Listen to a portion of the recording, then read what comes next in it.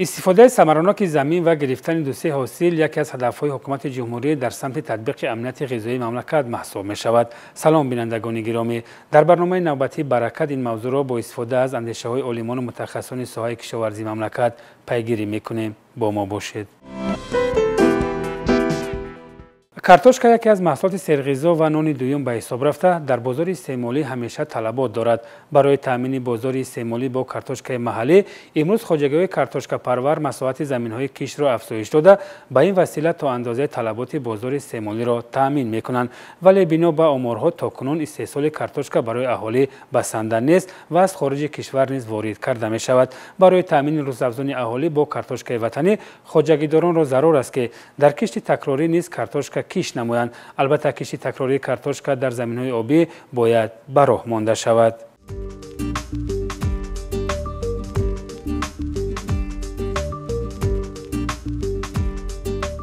کشتی تابستانی کارتوشکا بعضی خصوصیت‌های خاص خود را دارد.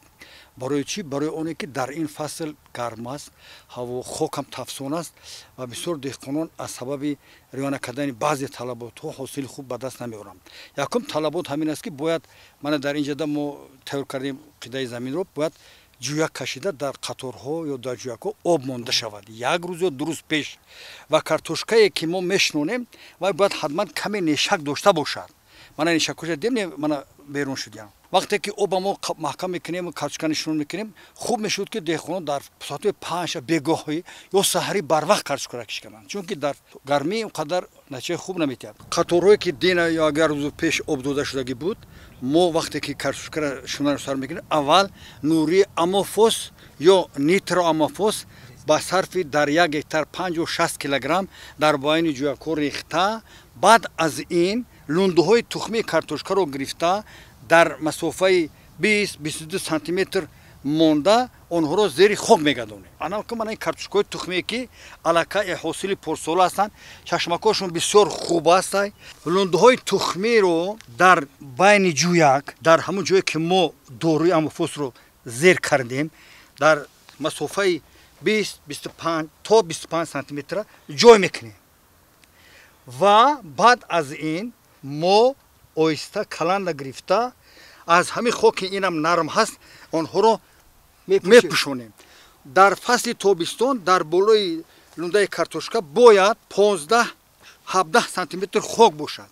هوا تفسون است، خاک هم میتفسد. اگر ما باید کم خاک پرتویم کارتوشکا میتونه که پسد. طرز تکنولوژی شناندن کارتوشکا بسیار سری اساسی دارد. سرش در آن چی که حاضر ما در امین دویم حاصل شناندن زمین گرم وقتی که ما همین زمین شودگار بکنیم میشنونیم همین ترکیب آبی که همین رسنی وای به هست لونده به هست همین زمین کشیده میگیرد گرمی با این وای میمونه. بعد حادثه برژی نمیگود تو شده وایران شده میمونه. برای همین نمناکی 60-70% باشد خاکا، برای همین این نیشاش برآمدگی باشد. وقتی که ما شنوندیم وای بعد از 3-4 روز 90 شاخش میبرد 90 شاخش نزده برد از همون سر کرده وقت کرده مطابق همین تکنولوژی بسیار همین انیق باشد که یک هفته به 2 بار آب یا اینکه و کلتیواسیون وقتش زمین سخت شد کلتیواسیون 2 بار کلتیواسیون کرده دارو داده حاصلی به دست آوریم. اگر قاعده های رعایت نکنیم هم این نمیبرد هم دهقان ضرر میبیند. موسمی هم اگونه زراعت‌های ساحه کشاورزی وقتی خود را داشته باید این وقت از جانب خواجگیداران همیشه رعایت کرده شود، چون که زراعت‌ها نیز وقتی معینی پخته رسیدن خود را دارند. اگر مبادا این وقت رعایت کرده نشود و تیر ماه هوا نامساعد آید به حاصل زراعت تاثیر منفی خواهد رساند. در دست ما لونده‌های کارتوشکای نوعی بیگ روزا این سلکسیای آلمان میباشد و این نوع میانه پز است. خوب میشه که کارتوشکا پرور نوعهای پیکاسو، ریتسکالید، خوب نوعی که خیلی آلمان اینستیتوت بوتانیکا فیزیولوژی و ژنتیک نوع اختراع کردن و با کمیسیون دولتی دادن که نامش فاز استقلال است این رو استفاده برند. برای اون که دوامناکی نشنما این نوعها خیلی کوتاه در 70 روز 80 تا 90 روز میرسد. اکنون باز як чизгаро мехоҳам қайд кунам ки мана ин лундуҳоро дар шароити табиӣ дар ноҳияи кӯҳистони мачо то имрӯз нигоҳ доштаанд.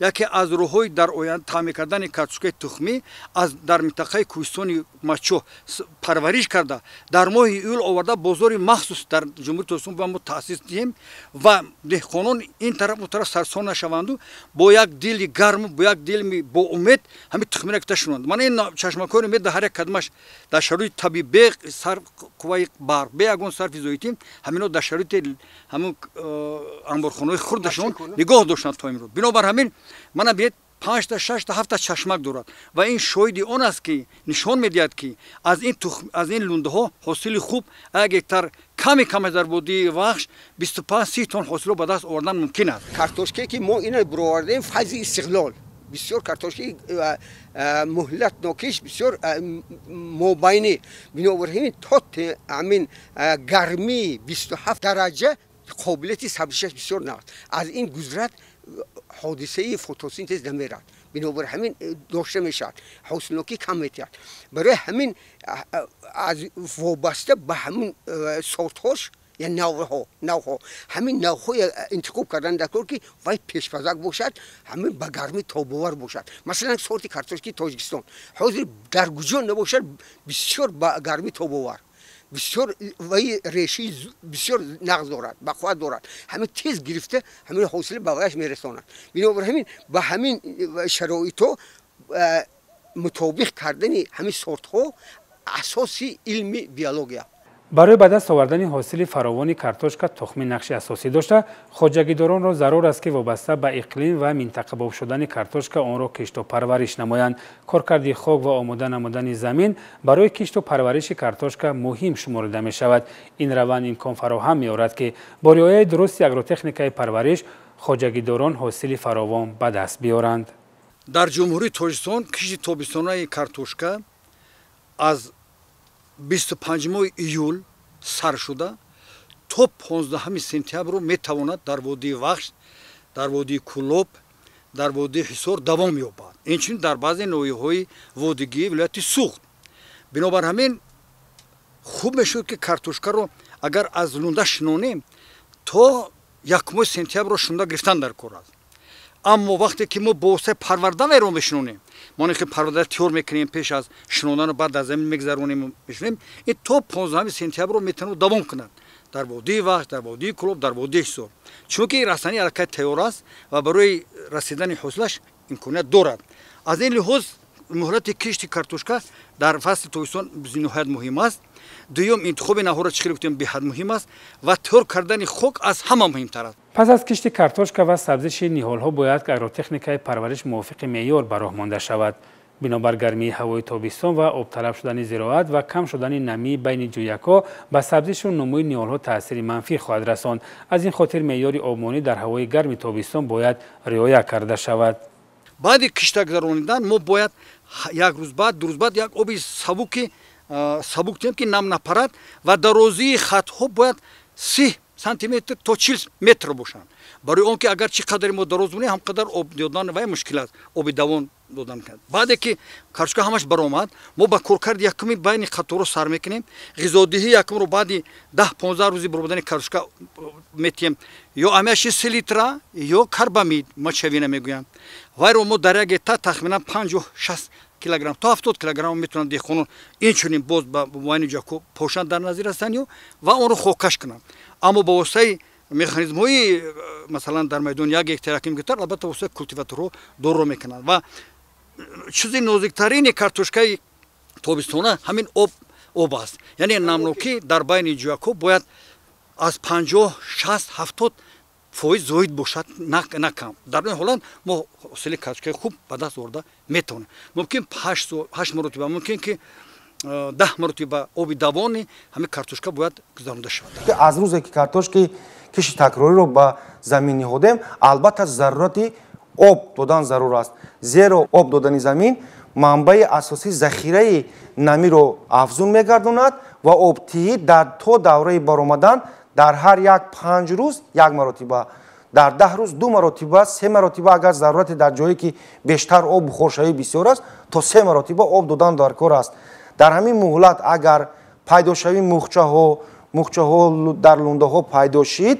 баъди аз он ки баромад камтар лундаҳо худро гирифтанд, албатта бо нуриҳо ва обмонии чорума панҷума ва иловатан додан зарур аст. баъде ки озен ки қадкашии онҳо то 15 сантиметр 20 сантиметр қад кашид, албатта байни қатора коркард намуданд дар кор аз алафҳои бегона, нуриҳои азотӣ ва нуриҳои якҷояи комплексии фосфору калидор зарур аст. зеро агар ба ғизогирии нуриҳои худи лундаҳои картошка ва худи ҳамун афзоиши ғизогирии навдаҳои худи картошка нигоҳ афканем, масалан барои қобилияти сабзиш пайдошавии буттаҳо масалан нуриҳои азотӣ зарур аст, барои пайдошавии лундаҳо кали зарур аст, барои пайдошавии пойҳои ғавсу гулу шонаву дигар чизҳо ин нуриҳои фосфорӣ зарур аст. барои самаранок истифода намудани замин ва гирифтани чанд ҳосил, хоҷагидоронро зарур аст ки ҳангоми кишти картошка ҳамчунин лӯбиёдонагиҳоро метавонанд дар ҷӯяҳои картошка кишт намоянд ки бо анҷом додани агротехникаи парвариши картошка инчунин лӯбиёдонагиҳо низ ҳосили фаровон ба бор меоранд. ҳамзамон кишти лӯбиёдонагиҳо ба хок фоидаи бештар оварда барои кишти тирамоҳӣ заминро ҳосилхез мекунанд. як тавсияи дигаре ки ба деҳқонон мо метиҳем дар ин фурсати бисёр ғанӣ ва фаровон, дар баъди гузарондани кишти картошка дар чиқили 2-3 сантиметр гузарондани кишти омехтаи картошка тавсия дода мешавад. дар ҳар як метри аввал картошка кишт карда мешавад, баъд аз ин дар ҳамон қаторҳои ҷӯяк дар чиқили 2-3 сантиметр лӯбиҳои сафед, лӯбиҳои аловало, лӯбиҳои сурх, лӯбиҳое ки қадшон баланд намешаванд, қадашон 50-60 сантиметр ба мисли картошка мешавад, баланди пояшон. ҳамеро мо тавсия метиҳем. барои чӣ? барои он ки лӯбиё картошкаро дар фасли ҳавои баланд вақте мебирояд аз гармӣ, аз хокҳои масалан он ҳимоя мекунад. бинобар ҳамин деҳқон метавонад ки тавассути кишти омехтаи картошка ва лӯбиё дар водии вахш, дар тамоми водии ҷумҳурӣ, дар тамоми сарсоми ҷумҳурӣ, аз он дар кӯҳистон ҳам дар фасли баҳор ду ҳосил мегирад. яке картошка, дигаре лӯбиё. ва тавассути решаи лӯбиё мо метавонем ки қабати ҳосилхезии заминро бой гардонем, чунки дар решаи лӯбиё махсусан бактерияҳои биологии азотобактерин ва дигарҳо ҳастанд ки қабати хокро бо нитрогени озоди ҳаво пур мегардонад. ин ҳам барои деҳқон тавсия дода мешавад. ва дигар тавсия ки мо метиҳем, хуб мешуд да 1 метр ё 2 метр як дона офтобпараст ё як дона ҷувори мака.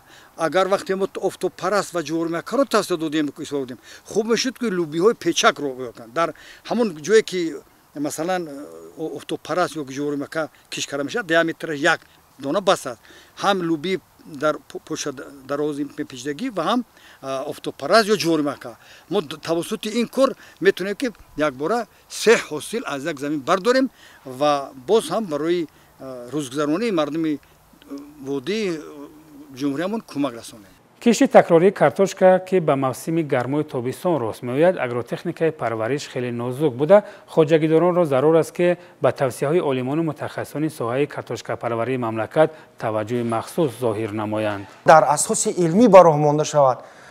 агар мо ҳамту барои парвариши зироатҳои сабзавотӣ агар куркунро рафтор намоем, заминҳои мо аз ҳосилнокӣ камқувват гашта, дар натиҷа ҳосилнокии худро бой медиҳанд ва маҳсулоте ки мо истеҳсол мекунем дар таркиби худ маводҳои моддаҳои ғизоӣ камро доро мебошад ва ба арзиши ғизоии онҳо паст мегардад. вақте ки маҳсулоти истеҳсолшуда арзиши ғизоӣ паст дошта бошад, дар масъалаи нигоҳдории он ҳам бисёр костагарӣ мегардад, яъне ки нигоҳ доштани он ҳам бисёр душвор мегардад ва дар натиҷа пусиш, талафот, ҳодисаҳои гуногуни физиологию, микробиологию, технологӣ ба амал меояд. барои ҳамин зарур аст ки барои баланд бардоштани сифати маҳсулот беш дар равандҳои парвариш ба ҳама хусусиятҳои физиологию, биологии худи маҳсулотҳо ё ки картошка аҳамияти калон додан дар кор аст. кишти такрории картошка ки ба мавсими гармои тобистон рост меояд, агротехникаи парвариш хеле нозук буда, хоҷагидоронро зарур аст ки ба тавсияи олимону мутахассисони соҳаи картошкапарварии мамлакат таваҷҷӯҳи махсус зоҳир намоянд. тавсияи мо ки ҳамин барои мо همین ضروری است که نوعهایی که به همین اثرات علمی خودمون برآورده شدگی به همین شرایط مطابق با گرمی و با اقلیم مطابق همینشون نوعهای دیگر همین 1 سال 2 سال حاصل میده دیگه و ویران شده میره. یعنی خودمون بسیار مطابق بسیار در همین شرایط مطابق شدگی 1 سال 5 سال 6 سال دوام میده صفتی خودش گم نمیکنه. این باشد در کوهستان تا 12 سال همین میگیره همین شرایط گم نمیشه چون که اونجا سلقین از 27 درجه زیاد نیست گرمی هوا بنابراین بسیار این مفید دارد. به همین دهقانان توصیه کنیم که فقط با همین وی علما با اسلام سر کار کرده همین توصیه علمای در عمل تطبیق کنند. پیوستگی همین علم در با استحصالات عالم با دهقان این همه حاصلناکی زیاد می‌شود. بنابراین ما بسیار همکاری زیاد کنیم. بنابراین همین از دهقانان پرسیده میشد که با ما همکاری کرده همین توصیه‌های ما در عمل مطابق کنند. تأمین بازار سه‌مالی با محصولات خوشصفت وطنی از خواجگیداران وابستگی زیست دارد. برای منتظم تأمین نمودن طلبات اهالی با محصولات تر و تازه وطنی، استفاده ثمرناک زمین و گرفتن چند حاصل از یک زمین مهم بوده. با این وسیله امنیت غذایی مملکت تأمین خواهد شد. بینندگان گرامی، بعد این ترتیب رسیدیم به انجام برنامه نوبتی برکت. برنامه‌های دیگر تلویزیون علم و طبیعت ادامه دارند. ما را همراه باشید.